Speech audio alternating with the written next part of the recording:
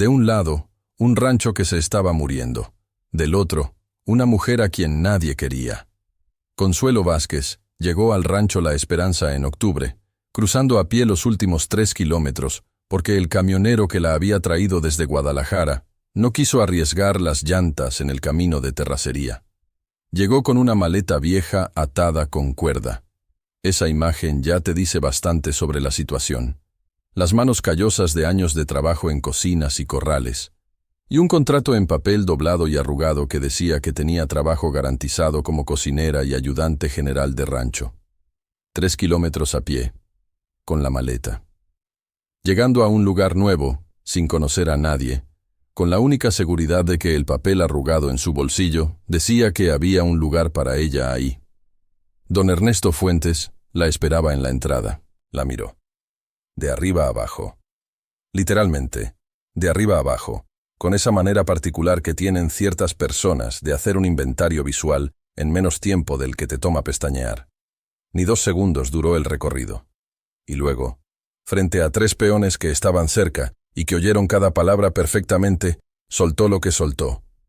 Demasiado gorda para mi rancho. 2 palabras. Dicho así, sin bajar la voz, sin buscar privacidad, sin considerar, ni por un segundo, que enfrente había una persona que acababa de caminar 3 kilómetros con una maleta atada con cuerda para llegar hasta ahí. Los peones no dijeron nada. Uno de ellos, el que estaba más cerca, miró al suelo. Ese gesto que hace la gente cuando escucha algo que sabe que está mal, pero que no está dispuesta a pagar el costo de nombrar. Y Consuelo tampoco dijo nada, pero tampoco se fue. Y ahí, en ese momento, en ese silencio, empieza la historia que te quiero contar hoy. Porque lo que vino después de ese momento, lo que hizo Consuelo con esas manos, con ese cuerpo, con todo lo que don Ernesto había decidido que sobraba, es lo que nadie en ese rancho va a olvidar mientras vivan. Y cuando llegues al final de esto, yo creo que tampoco tú lo vas a olvidar. Pero para entenderlo, primero tienes que entender quién era Consuelo antes de llegar a la esperanza. Lo que sabía. ¿Por qué lo sabía? ¿Y por qué ese saber particular que se construye con años de atención y trabajo y conversaciones a las 5 de la mañana con un padre que conocía la tierra mejor que a sí mismo, fue exactamente lo que salvó todo? Quédate, porque esto va a valer cada minuto. Consuelo Vázquez había nacido en un pueblo pequeño de Jalisco donde la tierra y el ganado eran lo que había. No era el tipo de lugar que aparece en guías de viaje. Era el tipo de lugar donde 3 apellidos se repiten durante generaciones y donde todo el mundo sabe la historia de todo el mundo, porque no hay dónde esconderla. Su padre, don Aurelio Vázquez, había sido vaquero toda la vida. Empezó de peón en un rancho ajeno a los 15 años. Trabajó 40 años con el mismo amor y el mismo rigor.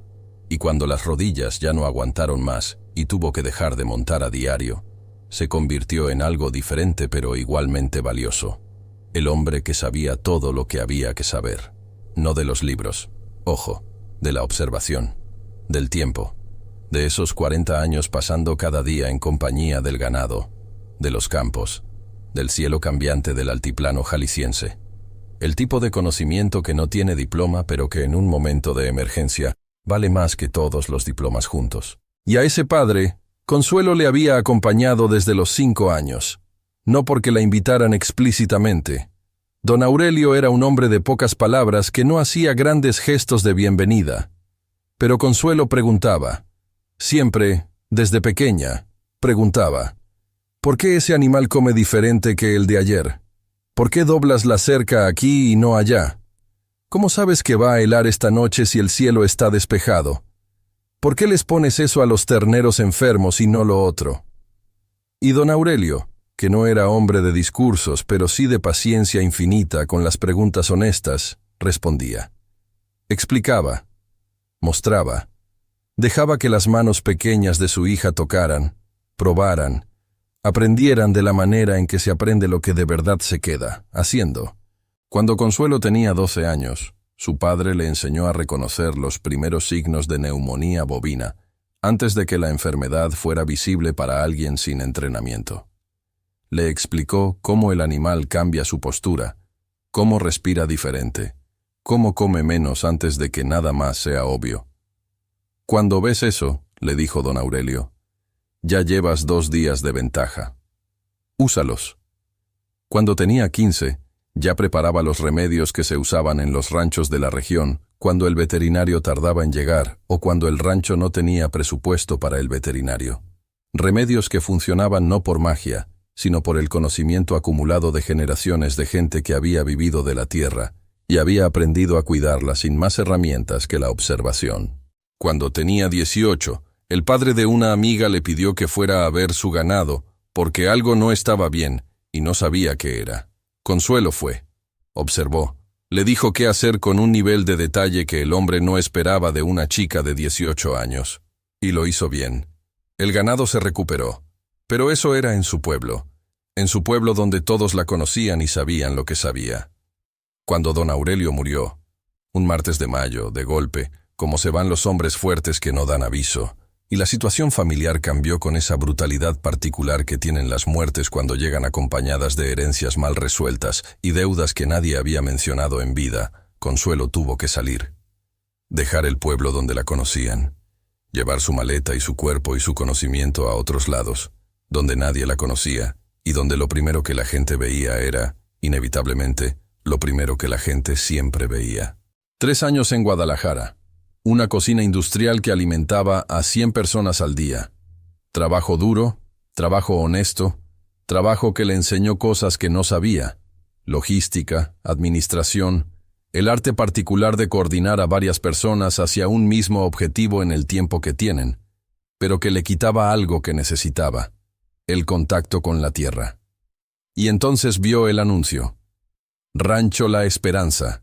Se solicita cocinera y apoyo general de rancho. Apoyo general. Eso incluía el campo. Eso era lo que quería. Así llegó hasta don Ernesto, 3 kilómetros a pie. La maleta, el papel arrugado. Demasiado gorda para mi rancho. Consuelo se quedó. Eso fue lo primero y lo más importante. Eso fue la primera decisión. Y en ese momento nadie entendió que era también la decisión que iba a cambiar todo. Porque lo más fácil, lo que cualquiera hubiera entendido, lo que nadie le habría reprochado, lo que de hecho era la respuesta racional y digna a lo que acababa de ocurrirle, era volverse. Agarrar la maleta atada con cuerda, caminar de regreso los 3 kilómetros al camino principal, esperar al primer camión que pasara, y no volver. Buscar otro lugar donde no la recibieran con una sentencia dicha frente a testigos como si su presencia fuera un problema a resolver, y no una persona que había llegado con un contrato firmado. Pero Consuelo hizo el cálculo. El tipo de cálculo que aprende a hacer la gente que ha vivido en los márgenes por suficiente tiempo y que sabe que el cálculo de la dignidad y el cálculo de la supervivencia no siempre coinciden y que hay que saber cuándo se puede pagar el costo de la dignidad y cuándo no. Tenía el dinero justo para el camión de regreso a Guadalajara y para una semana de hospedaje. Después de eso, nada. Y en Guadalajara, el puesto de la cocina industrial ya había sido cubierto por alguien más. Eso se lo habían dicho antes de irse, que no podían guardarle el lugar por tiempo indefinido. No había a dónde volver. Así que se quedó. Y de quedarse a ser invisible, hay solo un paso cuando eres alguien como Consuelo, en un lugar como La Esperanza. Un paso que ella dio, sin que nadie se lo pidiera, porque era la mejor estrategia disponible. Hacer el trabajo mejor que nadie, no hacer ruido, no reclamar espacio que nadie le había dado, pero al que tenía perfecto derecho. Se levantaba antes que todos. Cuando el primer peón llegaba a la cocina para el desayuno, ya estaba todo listo en la mesa, caliente, sin que nadie hubiera tenido que pedir nada. Cuando don Ernesto recorría el rancho por las mañanas, la comida de mediodía ya estaba avanzando. Hacía lo que le pedían y lo que nadie pedía, pero que era obvio que había que hacer. Barría el patio de la cocina aunque no fuera formalmente su responsabilidad, porque le molestaba cocinar en un espacio sucio. Remendaba el mantel de la mesa grande porque estaba roto en 2 esquinas, y le parecía absurdo comer en algo roto cuando había hilo e hiciera falta 15 minutos para arreglarlo. Los peones la ignoraban, no con crueldad activa, que eso al menos hubiera sido una forma de contacto. Con ese tipo de ignorancia pasiva que es a veces más difícil de llevar. La que dice, no te veo porque no me interesa verte. La que trata tu presencia como parte del decorado del lugar, como los trastes o las sillas, algo que está ahí porque tiene que estar pero que no merece atención particular. Don Ernesto la trataba como parte del mobiliario funcional del rancho. Le daba instrucciones sin mirarla. Le señalaba lo que quería sin decir por favor y sin esperar gracias. No repitió el comentario del primer día. Quizás en su mente ya había dicho lo que tenía que decir y no era necesario repetirlo. Pero tampoco hizo nada para borrarlo. Lo dejó flotar ahí, en el aire del rancho, como un hecho establecido que todo el mundo conocía aunque nadie mencionara. Consuelo hacía su trabajo. Callada, precisa, sin errores. Y en las horas que no estaba cocinando ni limpiando, en los momentos entre una cosa y otra, hacía algo que nadie notó porque nadie la estaba viendo. Observaba. Observaba el rancho con una atención que no era curiosidad casual, sino esa atención afilada que había aprendido de don Aurelio. El ganado, los campos, los corrales, el comportamiento de los animales día a día. Notaba cuando un bovino comía menos que el día anterior. Notaba cuando el hato se movía de manera diferente a lo usual.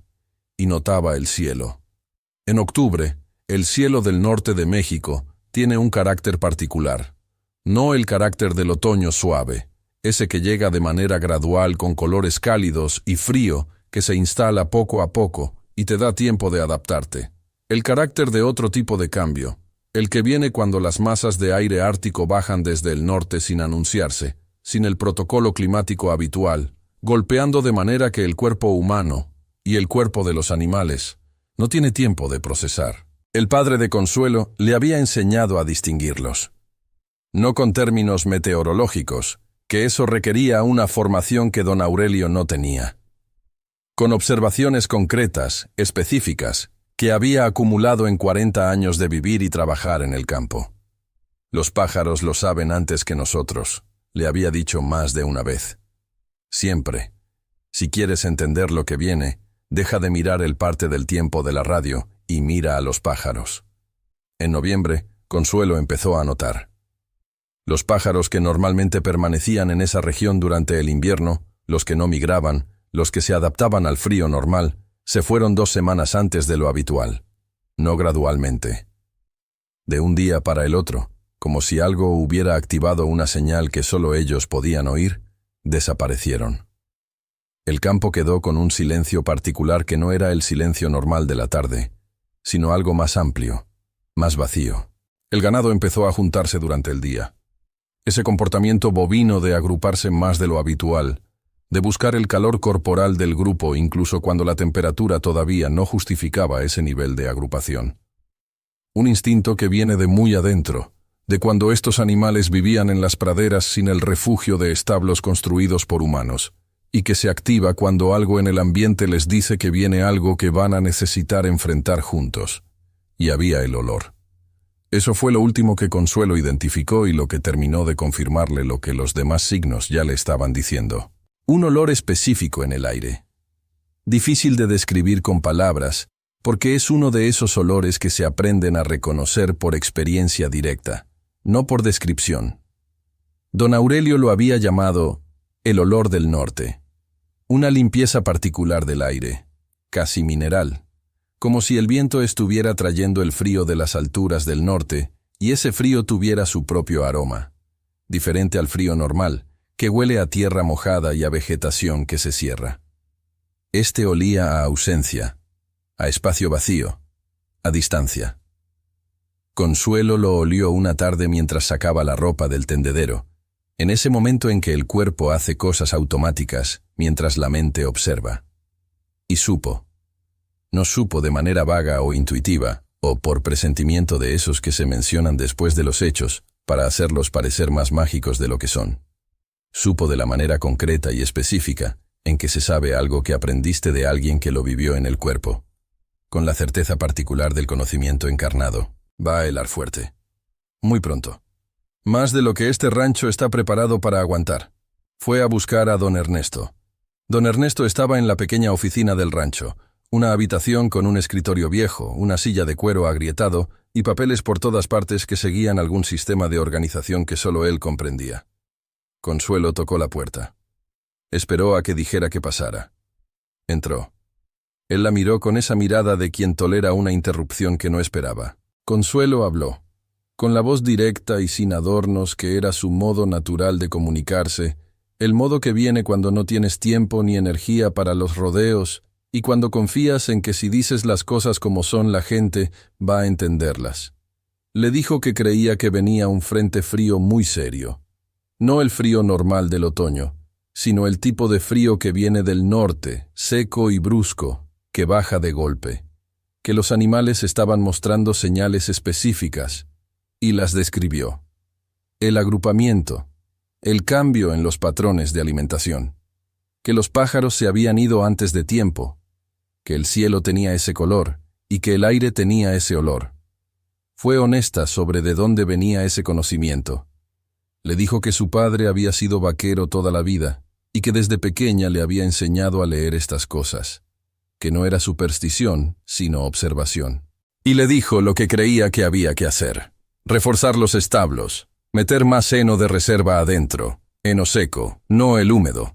Preparar los comederos para que el ganado pudiera comer sin exponerse al frío extremo, y tener lista la manera de manejar hipotermia en terneros porque serían los más vulnerables. Don Ernesto la escuchó, o la dejó hablar, que no siempre es lo mismo. Cuando ella terminó, dijo: ¿Desde cuándo una cocinera sabe de ganado? No con violencia en el tono, sin gritar, sin insultar, con ese tipo de descarte que es casi peor porque ni siquiera considera que haya algo que descartar. Como quien oye el ruido de la cocina, ollas, vapor, el sonido de algo cocinándose, y lo procesa como fondo, como sonido de ambiente, no como información que merece atención. Sé de ganado, dijo Consuelo, y lo que le digo es que hay que prepararse ahora, antes de que llegue el frente. Si el frío es tan fuerte como creo que va a ser, el ganado al aire libre va a sufrir. El ganado de la Esperanza ha aguantado los inviernos de siempre sin problema, dijo don Ernesto. Llevan décadas aguantando. Y volvió a sus papeles. El gesto final del hombre que considera que la conversación ha terminado. Consuelo salió de la oficina. Caminó de regreso a la cocina con ese paso suyo que no tenía ningún drama en él, que no anunciaba frustración ni indignación, aunque las dos cosas hubieran sido completamente justificadas. Se puso a preparar la cena de los peones. Y el cielo siguió teniendo ese color. Y los pájaros siguieron sin estar. Y el olor del aire siguió siendo ese olor que ella conocía perfectamente, y que don Ernesto no conocía porque nadie se había sentado a enseñárselo, y él nunca había tenido razón para aprenderlo. El frente llegó 2 semanas después. Un martes por la mañana, antes de que nadie en el rancho se hubiera levantado. La temperatura bajó 17 grados en 6 horas. Ese número, 17 grados en 6 horas, no es abstracto. No es estadística del parte meteorológico que escuchas de fondo mientras desayunas. Es una realidad física que tiene consecuencias concretas y rápidas en un rancho ganadero. Es el tipo de cambio que el sistema termorregulador de los bovinos adultos puede manejar con dificultad si están en condiciones óptimas, y que no puede manejar en absoluto si están debilitados, si son crías, si los bebederos están a la intemperie y se congelan antes de que nadie llegue a revisarlos, si el heno de reserva está en una bodega a 100 metros del establo. El primer peón en darse cuenta fue Jacinto, el más antiguo del rancho. 30 años en ese trabajo, de esos hombres que duermen con un oído abierto hacia el campo aunque ya no lo hagan conscientemente. Se levantó a las 4 de la mañana porque algo en el frío que entraba por la ventana de su cuarto tenía una textura diferente a la del frío normal. No sabría explicarlo con palabras precisas, pero lo sintió. Se envolvió en la manta, se asomó por la ventana, vio el campo en la oscuridad, y algo en lo que vio, o en lo que no vio, porque los animales no estaban donde deberían estar, le dijo que había que salir. Salió con una lámpara. y lo que encontró fue exactamente lo que Consuelo había descrito semanas antes a un hombre que no la escuchó. El ganado apretujado en los corrales, en una configuración de emergencia que los bovinos adoptan instintivamente cuando el frío supera su umbral, 3 terneros tirados en el suelo de arena con los síntomas clásicos de hipotermia bovina, los músculos rígidos, la respiración superficial y lenta, la temperatura corporal cayendo, los bebederos convertidos en bloques sólidos de hielo, y un viento del norte que cruzaba el rancho con una frialdad que Jacinto, con 30 años de experiencia en esa tierra, reconoció como diferente a cualquier cosa que recordara en los últimos 2 inviernos al menos. Fue a despertar a don Ernesto. Don Ernesto se vistió rápido, salió al frío de la madrugada y vio. Y lo que vio fue lo que ven los hombres cuando la situación que tienen enfrente es mayor que el protocolo que conocen para manejarla. Ganado en peligro, peones sin saber qué hacer primero, el rancho que era su vida y su apellido y su historia familiar, perdiéndose de manera que podía cuantificarse en dinero, pero que dolía en algo más profundo que el dinero. Y don Ernesto, frente a todo eso, hizo lo que hacen las personas cuando el control que creen tener resulta ser más frágil de lo que pensaban. Se paralizó. No es una crítica moral, es una observación. La parálisis frente a lo repentino e inesperado es una respuesta humana completamente comprensible. El problema es que en un rancho con ganado en peligro por frío extremo, la parálisis tiene un costo que se mide en animales muertos y en dinero que tarda años en recuperarse, si es que se recupera. Los peones lo miraban esperando instrucciones. Jacinto dijo, «¿Qué hacemos, patrón?» Don Ernesto miró el corral. Miró el cielo negro todavía. Dijo, «Hay que meter los animales», sin terminar. Sin el detalle que convierte una intención en una acción. ¿Qué animales primero? ¿En qué orden de prioridad? ¿A dónde? ¿Con qué herramientas? ¿Cómo manejar a los que ya estaban en el suelo? Y fue exactamente en ese momento cuando Consuelo salió de la cocina. Había estado despierta desde antes que Jacinto. Desde que el frío cambió, y ella lo sintió con esa parte de ella que don Aurelio había entrenado durante años. Había estado esperando. Sabía que no la iban a llamar. Sabía que tendría que salir sola. Y salió. Lo que hizo Consuelo en las siguientes horas es lo que nadie en ese rancho va a olvidar. Y lo más importante que puedo decirte sobre esas horas es esto. No fue espectacular. No hubo música de fondo, ni discurso dramático, ni momento de «ahora van a ver quién soy». Fue trabajo. Trabajo específico, informado, físicamente exigente, realizado en el tipo de frío que te entumece los dedos en 3 minutos si los dejas al aire y que hace que cada movimiento cueste el doble de lo normal. Trabajo con las manos que don Ernesto había mirado el primer día y procesado como parte del problema. Lo primero que hizo fue dirigirse a los peones, no a don Ernesto, él todavía estaba paralizado en su lugar, sino a los peones, que eran los que podían actuar. Los terneros primero, los que están tirados en el suelo. No los muevan todavía. Jacinto la miró. ¿Por qué no? Porque si los mueven fríos como están, les pueden romper el tejido muscular. Primero hay que frotarles los músculos para activar la circulación. Así. Y se agachó junto al ternero más cercano, y empezó a frotar con movimientos firmes y rítmicos a lo largo de los flancos del animal, los cuartos traseros, el cuello. Los peones observaron, y luego, sin que nadie tuviera que decírselo 2 veces, empezaron a hacer lo mismo con los otros 2. Mientras eso ocurría, Consuelo siguió coordinando en voz alta, mirando el rancho entero con esa mirada que llevaba semanas practicando sin que nadie se diera cuenta. Los fardos de heno de la bodega, los del lado sur, no los del fondo norte que están húmedos. Los húmedos hacen daño al ganado en estas condiciones. Un peón joven, el que llevaba menos tiempo en el rancho y que por eso miraba a todos buscando señales de a quién seguir, la miró y luego miró a don Ernesto. Don Ernesto asintió, casi sin darse cuenta de que estaba asintiendo. El peón fue por el heno del lado sur. Consuelo continuó. Organizó a los 5 peones disponibles en funciones específicas. 2 para el heno, 1 para preparar agua tibia en la cocina. 2 para empezar a mover el ganado adulto al establo principal en el orden correcto. Las vacas con cría reciente primero, luego los animales más jóvenes, los adultos sanos al último. ¿Cómo sabía el orden correcto? Porque llevaba semanas observando el hato, y sabía cuáles vacas habían parido ese ciclo, y cuáles crías eran más vulnerables. Lo sabía porque había prestado atención cuando nadie le pedía que lo hiciera, y nadie esperaba que lo hiciera. El agua tibia fue lo que más discusión generó. El peón que fue a prepararla volvió con el agua demasiado caliente, un instinto comprensible, hacer que el animal entre en calor rápido, y Consuelo lo detuvo. Tibia. No caliente. Entre 35 y 37 grados. Tienes que poder poner la mano y aguantar 5 segundos. Más caliente que eso, y haces más daño que el frío. ¿Por qué?, preguntó el peón. No con actitud, con curiosidad genuina.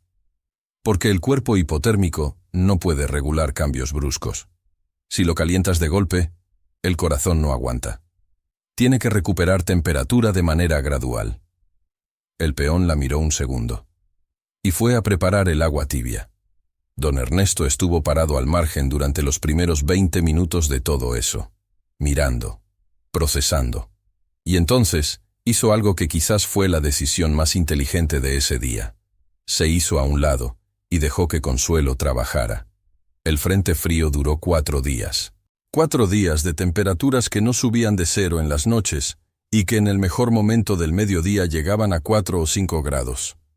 El tipo de frío que transforma el rancho en un espacio diferente. El agua en los charcos amanece con una película de hielo. El aliento de los animales se ve en el aire. El suelo cruje bajo los pies.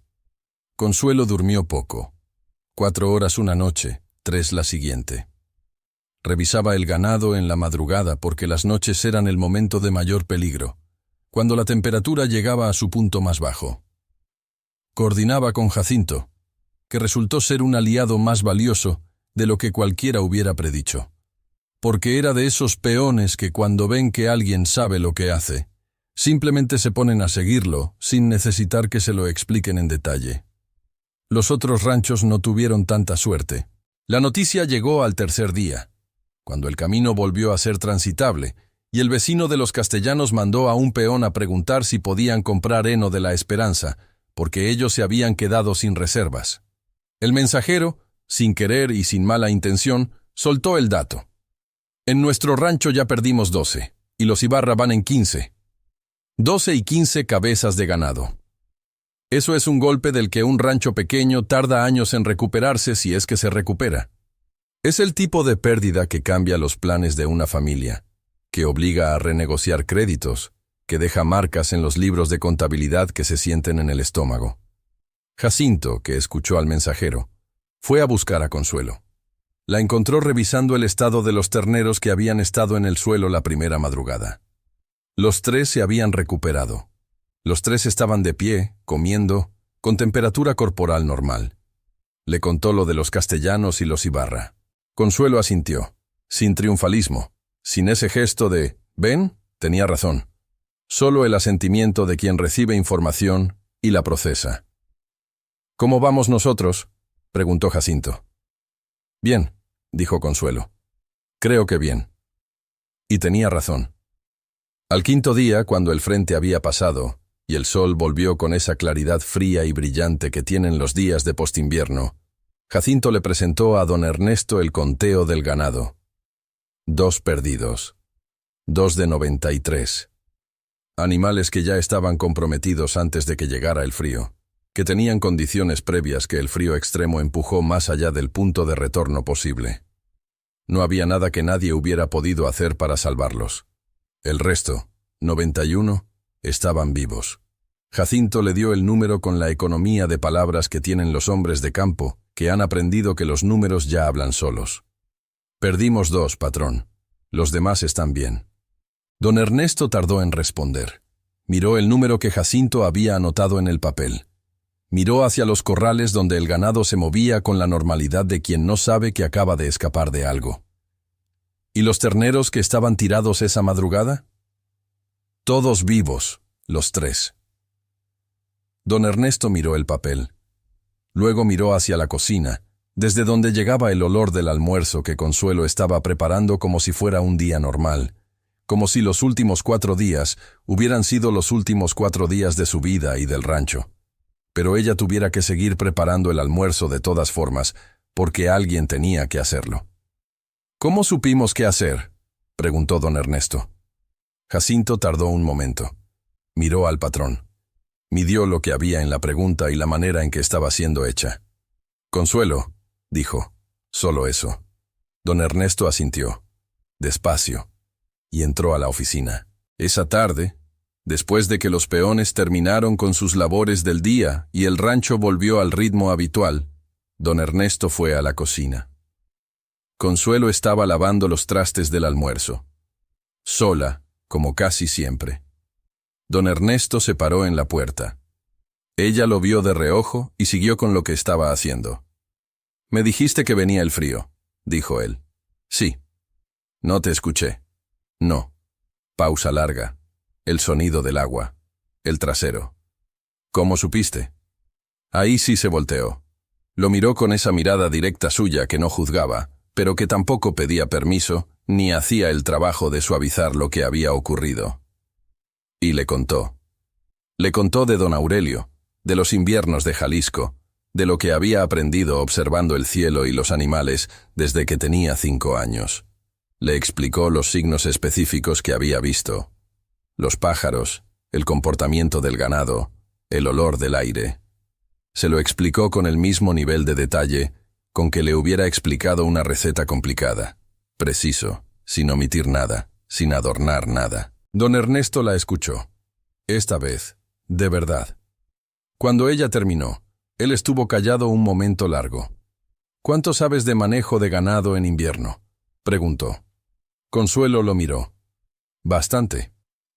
Necesito a alguien que sepa esas cosas, que me pueda decir lo que no sé y que pueda manejarlo cuando yo no sé cómo». Pausa. «El puesto de encargada de ganado está libre. Siempre ha estado libre porque no encontré a nadie que valiera para eso». Consuelo no respondió de inmediato. Lo miró. Procesó. Y luego dijo, con esa voz directa suya que no pedía permiso pero que tampoco pedía más de lo que había: «Necesito el doble de lo que me paga como cocinera». Don Ernesto la miró un momento. Y dijo, «Trato».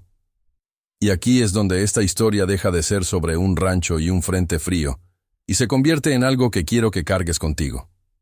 Las manos de Consuelo, esas manos que don Ernesto miró el primer día en el umbral de la esperanza, y procesó en 2 segundos como parte de lo que veía excesivo o fuera de lugar.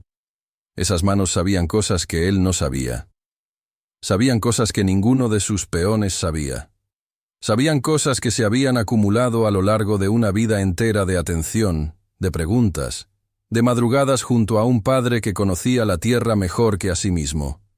Esas manos salvaron 91 animales en 4 días de frío extremo, y nadie le había preguntado qué sabían, porque lo primero que la gente veía cuando las veía era el cuerpo que las traía, y ese cuerpo ya había sido catalogado, archivado, descartado. La conversación había terminado antes de empezar. Esto es lo que me parece importante entender sobre esta historia. No es solo la historia de Consuelo, aunque ella sea quien la protagoniza. Es la historia del costo de no ver, del costo concreto, medible, real, de mirar a una persona y decidir en 2 segundos que ya sabes todo lo que necesitas saber sobre ella. Los castellanos perdieron 12 cabezas ese invierno. Los Ibarra, 15. La Esperanza perdió 2. La diferencia entre esos números tiene nombre. Se llama Consuelo. Se llama el conocimiento que nadie le preguntó que tenía. Se llama el precio de no escuchar porque quien hablaba no tenía la apariencia de alguien que debía ser escuchado. ¿Y cuántas Consuelos hay en el mundo? No te lo digo como pregunta retórica. Te lo digo como pregunta real. ¿Cuántas personas existen ahora mismo cargando conocimiento, experiencia, inteligencia práctica, habilidades que podrían cambiar resultados? De ranchos, de empresas, de comunidades, de vidas, que nunca llegan a usar lo que saben porque el mundo tomó su decisión en los primeros 2 segundos. No lo sé, pero sospecho que son muchas, y que el costo de no verlas no lo pagan solo ellas. Consuelo pasó el siguiente invierno como encargada de ganado de la Esperanza, y el siguiente, y los que vinieron después de ese. Los peones aprendieron de ella con esa eficiencia con que aprenden las personas cuando alguien sabe de verdad lo que enseña. Los castellanos, que ese año perdieron 12 animales, empezaron a mandarle preguntas a través de Jacinto. El segundo invierno, cuando llegó el frío, la Esperanza estaba preparada con semanas de anticipación. Don Ernesto no volvió a hacer el inventario de 2 segundos con ella. No porque de repente se hubiera convertido en otra persona. Esas transformaciones instantáneas existen en las películas más que en la vida real, sino porque aprendió lo que aprende la gente cuando la realidad les corrige la visión de manera suficientemente contundente. Que hay cosas que no puedes ver si empiezas a mirar con conclusiones ya tomadas. Las manos de Consuelo eran las mismas el día que llegó, que el día que se convirtió en encargada de ganado. Las mismas manos, el mismo cuerpo, el mismo conocimiento que siempre había estado ahí. Lo único que cambió fue que alguien finalmente se detuvo a ver qué había en ellas. A veces la diferencia entre perder todo y conservar lo que tienes no está en los recursos que tienes, o en el dinero que puedes gastar, o en los contactos que conoces. Está en las manos de alguien a quien nadie se había dignado ver. Quédate con eso.